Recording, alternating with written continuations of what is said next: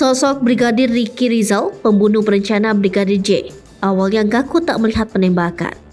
Sosok Brigadir Ricky Rizal alias Brigadir RR sontak jadi sorotan setelah ditetapkan tersangka dalam kasus kematian Brigadir J alias Brigadir Yosua.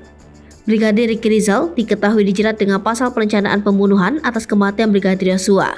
Adapun diketahui, Brigadir Ricky Rizal merupakan ajudan dari Putri Chandrawati, istri Irjen Ferdy Sambo.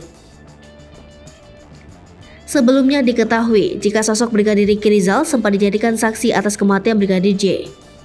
Pasalnya kala itu, Brigadir Ricky melihat baku tembak antara Brigadir J dan Baradae.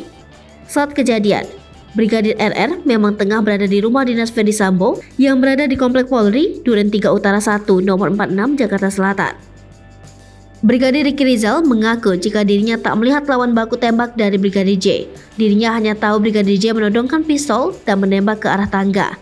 Mendengar suara tembakan, Ricky mengaku bersembunyi di balik kulkas. Dia mengaku tak melihat lawan baku tembak Brigadir J. Tak lama setelah Brigadir J ambruk, Ricky mengaku melihat Baradae di tangga.